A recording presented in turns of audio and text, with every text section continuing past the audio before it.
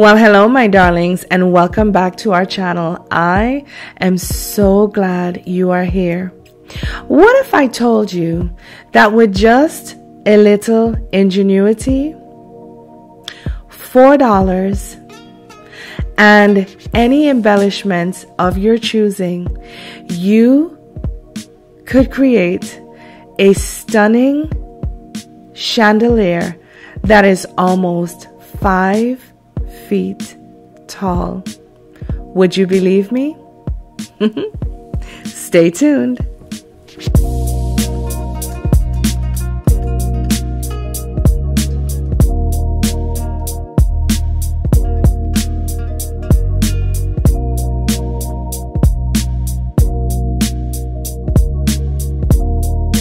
For this project, you will need a few of these push lights, or if you're going to be working with your water gel beads, you may need a few of these submersible lights.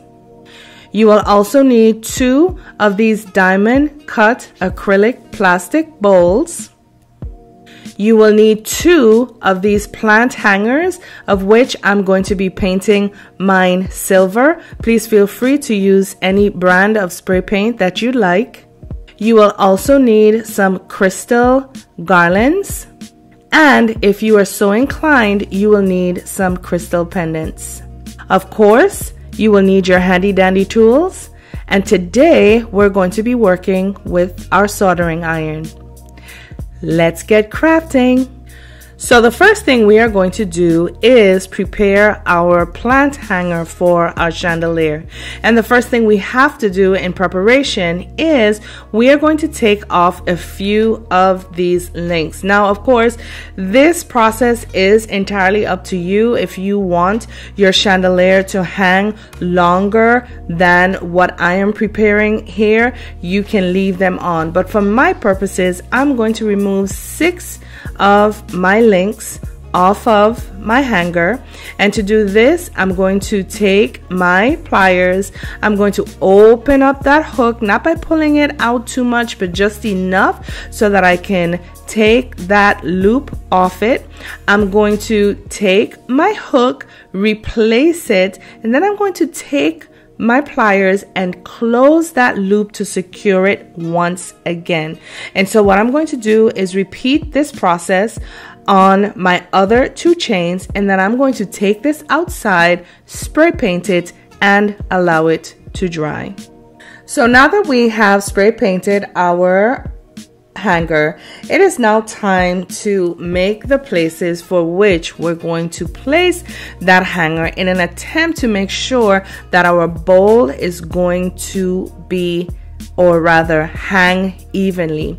Now, what I just showed you is the indentations along the side of that bowl, and what I did was I went ahead and I counted how many there were, and I got 60 all the way around. Now, because my chain links, I have 3 of those hooks, that means that in order to balance this bowl, I am going to have to place 1 of those hooks for every 20 spaces there are. So what I'm doing now is I'm taking my soldering iron and I'm placing my first hole in what is going to be where I will place my first hook. And once I place that hook, very easy, the plastic is going to melt. And now what I'm going to do is I am going to count 20 places all the way around, and in my 20th place is going to be the second area where I'm going to make the hole to place my second hook. And so I'm going to go in again with my soldering iron with the flat tip. Please excuse me for being out of frame. I am making that hole pretty much the same way like I made my first, and once I have made that second hole, then I will go in again with my second hook and place it there. Of course, to finish the process and make sure that all 3 of my hooks have somewhere to live, I'm going to count again the next 20 of those demarcations, make my hole, and then I will place my hook. So here we have, my darlings, a super close-up. Here is a chain that we just added, and what I'm about to show you now is how we're going to place the second set of chains under our first so that we can make a double chandelier. Now if you notice, on the bottom of that bowl we have etchings, lots and lots of them, and those etchings, which actually can stand for tally marks, are grouped in a series of 5, and there are 12 of those groupings going around the bottom of that bowl. So if I am trying to find my center, that tells me that I'm going to count 5. My 6th one is the middle, count 5. My 6th one is the middle, and if I'm looking for the middle or the center of those 2 6th etchings, then I'm looking at the middle etching, 2 on the left, 2 on the right, the 1 in the middle. Now that I have found my center, I am going to take my level, feel free to use a ruler or a measuring tape, and I'm going to take my Sharpie and I'm going to draw a line straight across the bottom of that bowl. And what that line is going to allow me to do is find my center in the middle of that bowl, going across those 2 edges right there. As you can see, here is the center, here is one, here is the other, and now it is time for me to take my soldering iron, and you guessed it, my darlings, cut that out, because what this placement is going to allow is a space for us to hang our second hook on which we can attach our second bowl.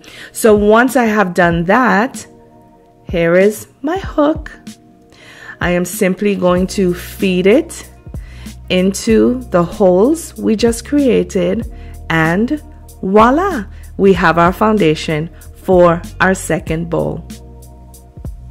So here you have an extended view of what this looks like, my darlings, after we have placed our second set of chains underneath, and our first bowl, how it is hanging evenly because we counted those 20 spaces going all around. So of course I'm going to have to continue that same process for our second bowl off camera, and then I'll be back. So here we have our 2 bowls that have been placed on our chandelier, which is the base of our chandelier, and just as is, if you were not interested in making this a chandelier but possibly using it as a planter, here you have, my loves, a $4 planter. But we are going to take this one step further, and we are going to affix crystals and lights to our foundation to make it a 2-tier chandelier. Now for the fun part. So now, my darlings, like I said, it is time for the fun part. And the fun part for me, of course, is laying my crystals. But before we do, of course, we'll have to use our soldering iron once again to make the holes we're going to need to situate or hang our crystals. Now, for me, I'm going to go in with a pattern of every other, simply because I'm using this as a showpiece. I'm not necessarily going to be using this for an event. However, if you wanted to make your piece more crystal laden, then of course, instead of doing every other demarcation, you could possibly go in every single one. So the choice for how you would like to dress this foundation is entirely up to you. I have also placed pendants on the bottom of mine. That too is optional. The sky is the limit, guys, for you to dress this up however you would like. And so, using my soldering iron, I am going in on the back side. And the trick to this, for those of you who may just be joining us today, going in from the back side is going to give you a smoother entry point on the front side, so it will be easier for you to place your O-rings. So I'm going to continue this process going all the way around both bowls, and then I will hang my crystals. Once I've hung my crystals, I will place maybe a flower arrangement in it for you to see how this may look dressed up, and then I will be back to show you our finished project. Well, here you have it, my darlings. Chandelier 5.0. Isn't she absolutely, positively, breathtakingly stunning? She's beautiful, guys. I think I will have to say we have nailed yet another project.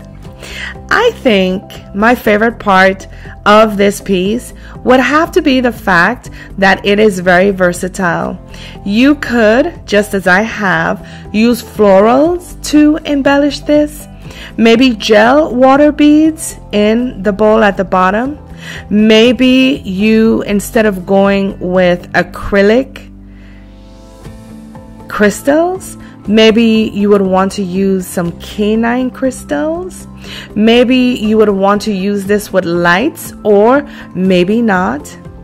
But what I'm trying to say, my darlings, is that the possibilities for this piece is absolutely endless. And guess what?